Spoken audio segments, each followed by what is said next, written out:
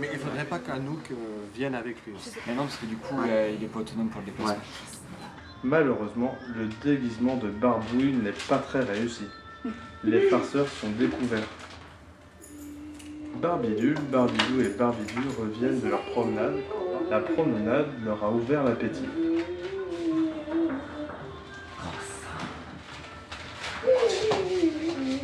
On continue, ça?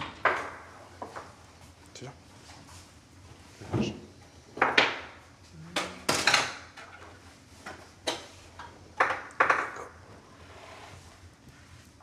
Tiens, j'arrive.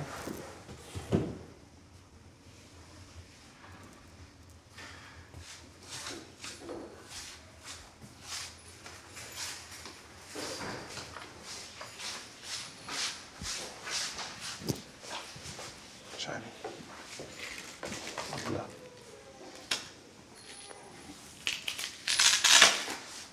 Non, Jérémy. Rangez là.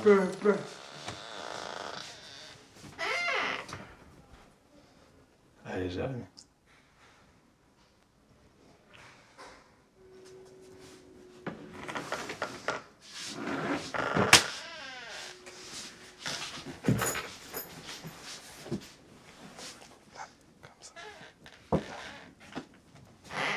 Allez,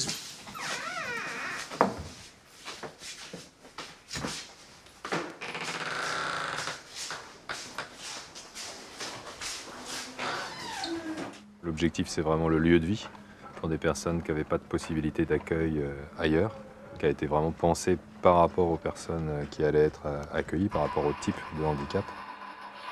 Dans les particularités de beaucoup de personnes avec autisme, il y a des spécificités sensorielles, donc qui peuvent être une sursaturation au bruit, par exemple. Donc dans la conception architecturale, ça faisait partie des défis, puisque tout ce qui va créer une isolation phonique est fragile, c'est matériaux souples. Or, on avait besoin de bâtiments solides par rapport à d'éventuels risques de troubles de comportement et de destruction. L'objectif, il est le plus global et le plus simple, en fait. C'est simplement que les gens vivent.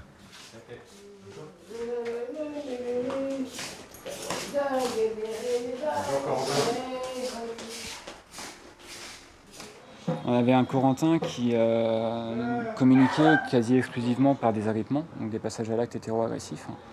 Ça pouvait aller à plus de 10 fois par jour, voire 15 fois. C'était assez intense quand ça se produisait. C'était compliqué à gérer. Il fallait l'amener On était dans de la contention physique pour pouvoir l'amener jusque la salle d'apaisement.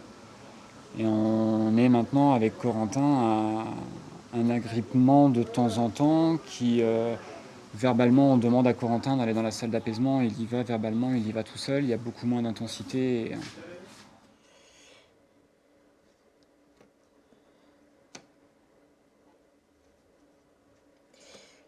C'est très bien.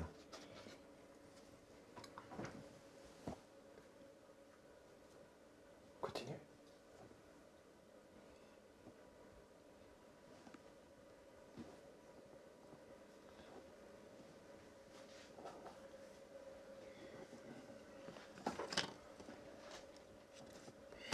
Ouais, super. Tu ranges?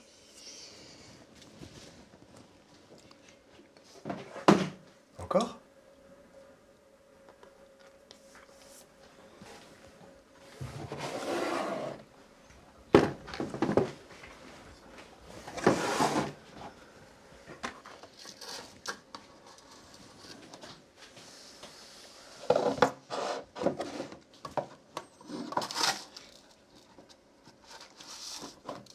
Très bien, Corentin, bravo.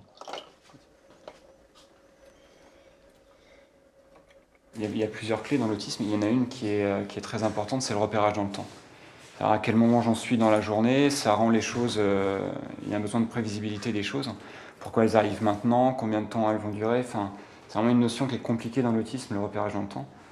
Et donc nous ici on travaille sur des emplois du temps. Donc qui sont décomposés en deux parties. On va voir en bleu le matin. Donc là la résidente a déjà réalisé les activités. Et en orange l'après-midi. Donc là, sur l'après-midi, on va avoir un picto, donc c'est une résidente qui a besoin d'être accompagnée aux toilettes, par le sport, le goûter.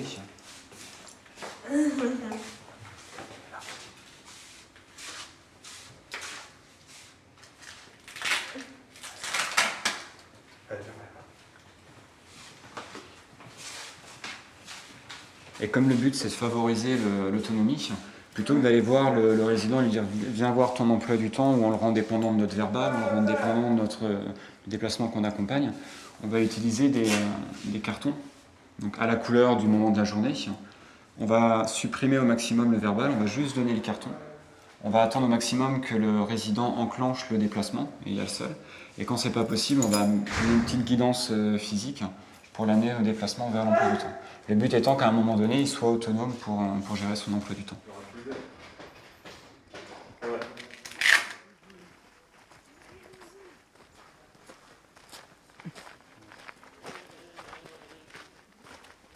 Yann ?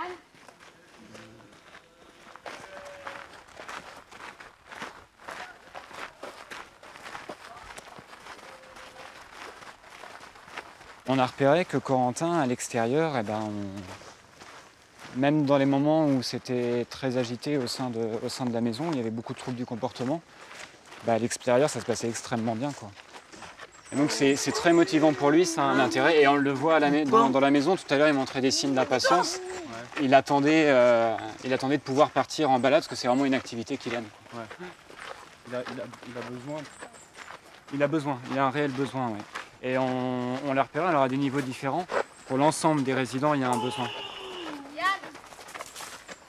C'est aussi un moment où c'est moins oppressant. Enfin, il y a un quotidien, il y a des troubles du comportement chez d'autres résidents. Le goûter, c'est après.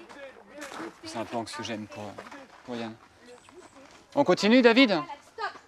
Le goûter. J'ai dit stop. Stop, Yann. Tu arrêtes. Le goûter, c'est après la balade. Calme.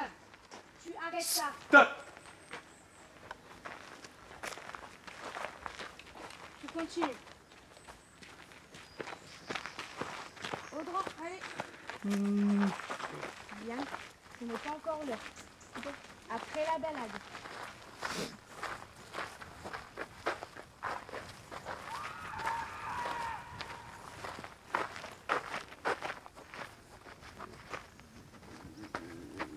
La confiance, c'est le point, c'est vraiment primordial.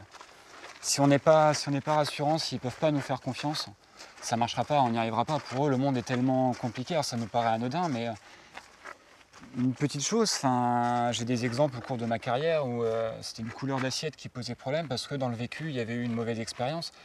Quand on commence à mettre quelque chose en place, à mettre une assiette qui est rassurante, si un jour on arrive et qu'on zappe et qu'on met une assiette qui n'est pas adaptée, ça ne va plus aussitôt et le monde s'écroule. Il faut qu'on soit logique et cohérent. On repère leur logique et après, il faut qu'on s'y tienne. Toujours. Quand on promet quelque chose, on va jusqu'au bout. Quand on annonce une activité, on mène cette activité. Sinon, on n'est pas du tout rassurant. Oui, on continue. Attends. On y va. Allez, on y va. Allez, continue.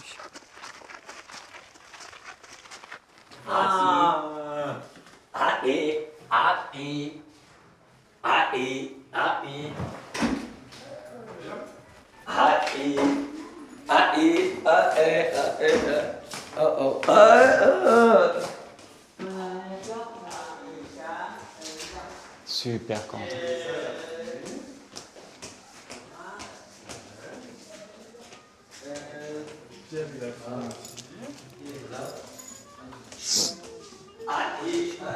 Ouais. David, qu'est-ce qu'il faudrait que tu fasses? Qu'est-ce qu'il faudrait que tu fasses en retour de balade? Les chaussons, super.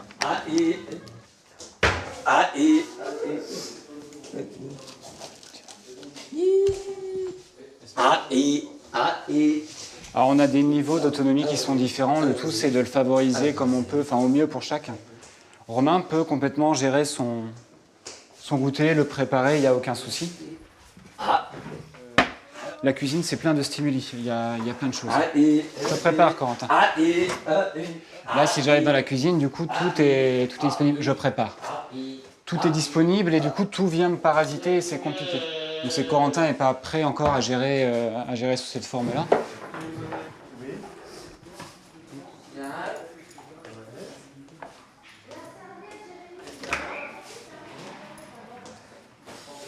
À tout à l'heure, Corentin. Donc la salle de ressourcement, c'est pareil, c'est une salle hyposensorielle donc qui permet de se couper des stimuli environnants. Le principe de cette salle, c'est qu'elle soit à disposition.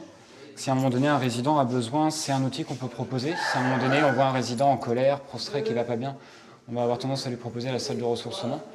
Elle n'est pas censée être fermée à clé. Enfin, eux ont la possibilité de s'enfermer pour ne pas être dérangés par un résident. Et puis nous, on peut déverrouiller en cas de besoin. Elle n'est pas censée être fermée à clé. Sauf pour Corentin, parce que Corentin, on a repéré qu'il avait vraiment besoin de ce ressourcement, que ça lui faisait énormément de bien. Et il l'a intégré comme un repère. Sauf que Corentin ne va pas savoir gérer son temps dans le ressourcement. Si la porte est ouverte, il va rentrer et il va ressortir. Et pour lui, du coup, le ressourcement est fini, il n'a pas bénéficié des 20 minutes. Donc comme on n'arrive pas, autrement qu'en fermant à clé, à lui symboliser le temps d'attente, pour l'instant, on verrouille à clé. Les 20 minutes se passent extrêmement bien. Au bout des 20 minutes, on ouvre, il est bien, il est serein et il enclenche sur l'activité. Pareil, porte fermée à clé, prescription médicale, c'est pas une décision qu'on prend comme ça de façon arbitraire, c'est toujours supervisé par un médecin.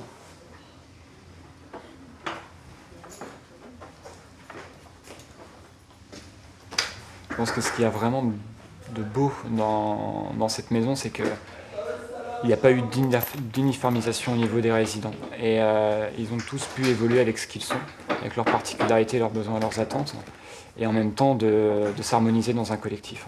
Je pense que c'est vraiment la belle réussite de cette maison.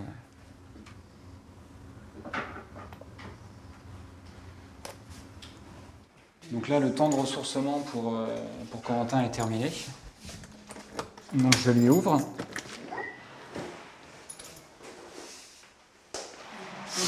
Il dématche le picto ressourcement. Dans la boîte, c'est fini. Il prend le picto bain et il enclenche sur l'action à suivre.